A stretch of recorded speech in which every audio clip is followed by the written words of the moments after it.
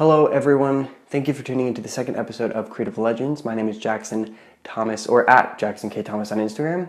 And this week I had the honor of interviewing a photographer out in New Mexico. His name is Riley Russill, or Yo Riles on Instagram. He lives in a beautiful place. He takes beautiful pictures. He has a beautiful style. Guys, go check out his Instagram. It is linked below. This interview, we covered a ton of different things, books to read, whatever photographer needs to know. Always try to go over that. Always trying to get different points of view, going over editing in that one. So it's a great interview. I hope you enjoy it. And as always, you can go check this out on SoundCloud. Download it for free. Listen to it wherever you are in the world and get words of wisdom from these creative legends, specifically these photographers. Okay, I hope you guys enjoy this episode and leave a comment below. Tell me what you think. Without further ado, my interview with Yo Riles. What's up, guys? Thank you for tuning into Creative Legends. And today we have Riley Russill on the show. He is a huge photographer out in New Mexico. He's got some great photographs. So, Riley, welcome to the show, man. Dude, thank you. Nice to talk to you, man. Definitely, dude. So give us a brief autobiography for the few people who don't know you, who you are and how you got into photography, man. Okay.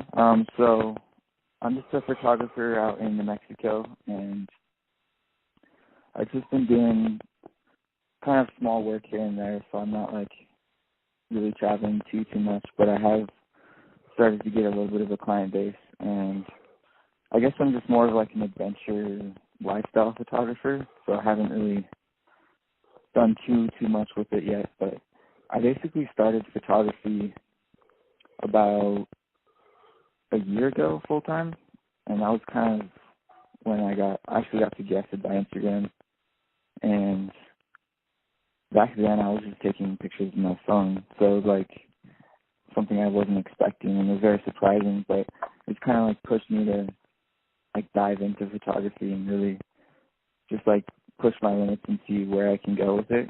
So that's just been something that I've been interested in for the past 2 years, but haven't really got serious about until about a year ago.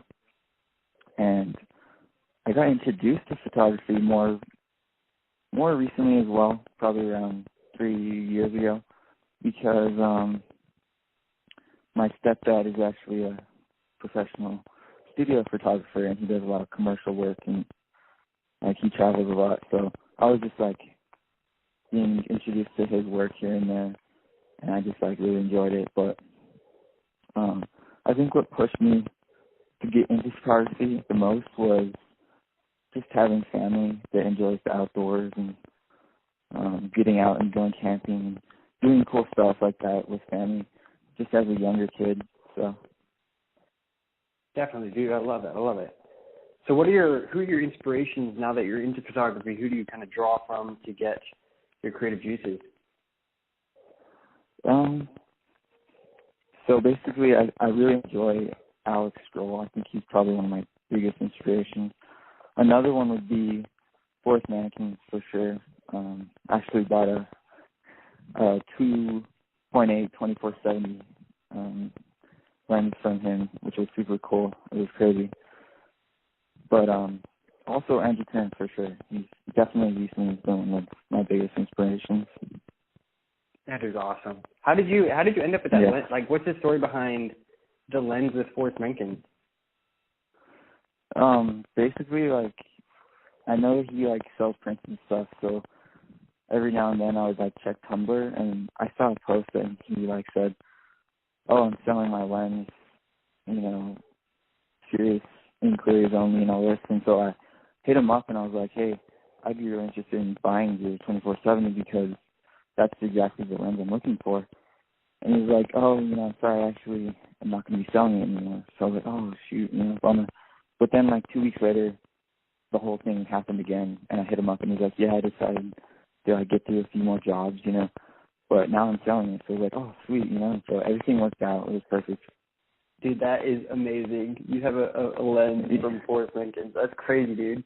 Yeah, dude, it was I feel it was right during the time when he did this Q&A with Andrew Kearns. Oh, cool. So it was right after that, I think.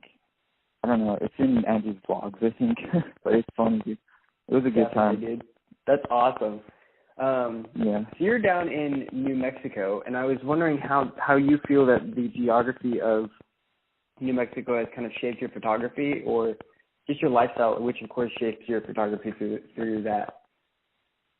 Right. I don't know. Like, New Mexico is interesting. It's like a super diverse like landscape because we kind of have everything here, but then again, we don't have like the greatest places, but we do have a lot of good stuff. And to me, like, there's so many things we can do. There's like rock climbing. There's everything. Like, we have mountains, we got the desert, we have white sand. Like, there's just a lot of cool stuff to do, and I feel like it's not something that's like limiting me, but it is something that I want to explore more because, you know, I'm going to school full time. I also have a job, but whenever I can, I do get out, like, on the weekends and even during the day, the weekdays. But it's just like something that it kind of has shaped my photography, my editing style, just a little bit. But it's because, like, there's a lot of minimal things that you can capture here, and it's interesting, but it's fun. Definitely, dude. Yeah, your the photo you posted from your trip out to the Horseshoe Bend, I was just like, dude, that is amazing. It's very clean, and there's a lot going on, but at the same time, it's very reserved as to where, like, there's just one thing to look at, and I loved it, dude. Right. Thanks, dude. Definitely, man. So how do you grow in your photography? Do you hang out with different people? Do you read books? Do you watch courses on lynda.com? How do you grow? I love connecting with people for sure.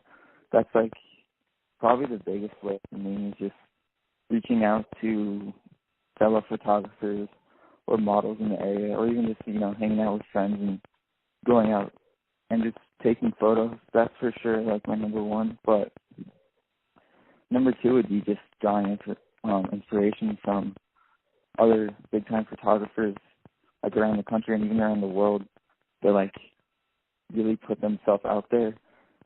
Andrew Tennant is a good example of that for sure. His vlogs and everything, they kind of just like give you an inside scoop on their life and even like advice here and there. So it's like super cool. But I love I'll check out YouTube videos. Yeah, for sure. What are some of your projects that you're working on right now, or things for the future that you're looking at doing, trips or places you want to go, maybe a place you want to photograph? You know, I'd really love to go to the Pacific Northwest for sure. Actually, like, one of my goals is to take like Highway 1 up the coast, starting in California, and just like take it up to Washington. And I was hoping to do that this year actually, but I'm not sure if that'll happen yet. So I don't have like too many projects or anything going on, but I do have like places I want to go and see and experience for sure. Definitely some like travel stuff. Yeah. What are excuse me? What are some of your like favorite adventures / photo missions that you've been on, and then why do you think that you enjoyed those so much? Oh, that's a good one. I actually went to Arkansas recently, and that was amazing because basically I took a road trip out there by myself. And it was like a 12-hour drive, but I went and saw family. We hung out. It was awesome. We just spent time there for Thanksgiving. And then that weekend, I got to connect with this guy named Jeff Rose, and he's like a photographer from Arkansas that just like he goes around the Ozarks all the time. He knows the place really well, so he showed me around. It was great. We camped at Hawksbill Crag. I think it was like, but it's definitely the first time I went there, but I had seen like so many pictures of it, especially from Jeff, that it was like kind of like that moment where like you get to a place that you've always seen and you're just like, wow, you know? Yes. Yeah. I've had this experience with people. You meet people you follow on Instagram or videos or blogging, and you're like, whoa, this is like a tangible thing. It's crazy. Yeah, for sure. What's your favorite camera that you've ever used? I've shot on a Mark III a few times, and I thought that was like really, really fun. It just has a clean look to it, and it feels good in the hand. So like, the picture quality obviously is really good, but I have only shot with a few cameras here and there. My first camera that I like started using was a T5i, and it was my mom's at the time, but I just like snuck it out here and there. So I was like, I'm interested in photography. I'm just gonna try this out, and then every now and then I'd sneak it out and I'd go with friends and we'd go shoot. But my mom like kind of got onto me when I was younger, and she was like, don't be doing that unless you're like making money with it. So I was like, okay, I'll try to use it to my advantage. And then that's when I started like pushing myself to get work and like shoot senior photos and stuff. So That's awesome. Cool. I love that Yeah. story. What's your favorite location you shot at in New Mexico and then international, or in the States or internationally? Locally, I would have to say probably White Sands or this place called Mount Taylor that I went to a couple of months back with my friend Johnny. That was really cool. I don't know, there's a lot of really cool spots around here. So I've gone to see a lot of it, but I haven't really done too much of it. So Definitely. yeah. And internationally, you mean like across the states and stuff? Across the states, all over the globe. If you've ever been anywhere that you were just like, oh my gosh. Yeah. Horseshoe Bend, yeah, that was a good one. Taking a trip out to Monument Valley, Horseshoe Bend area was really cool. It was like really surreal because like, you see all these pictures and then you don't actually experience it yourself, and then when you do, it's like, it's crazy. It's overwhelming, honestly. So. For sure, man. That's I've driven through there once. So I was really little, and I remember it vividly. So it's a monumentous place. It's awesome. Yes. What is one book that every photographer should read? I have this book called Read This If You Want to Take Great Photographs. It's the author's Henry Carroll, and my friend Dakota introduced it to me quite a while ago.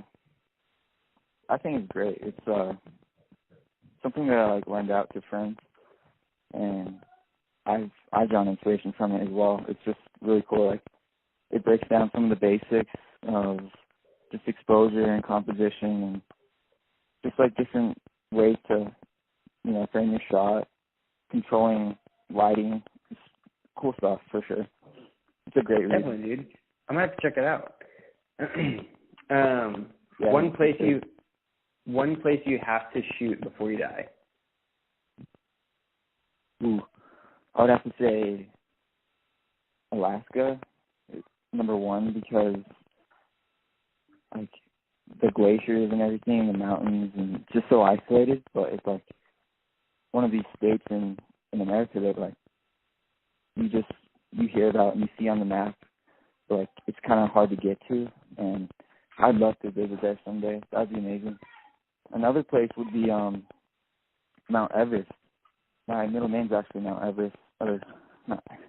My middle name's Everest, but I'd love to visit there sometime because it's just like, part of my name. So it'd be interesting to see the culture and everything surrounding it. That is a legendary middle name, actually. That's so cool.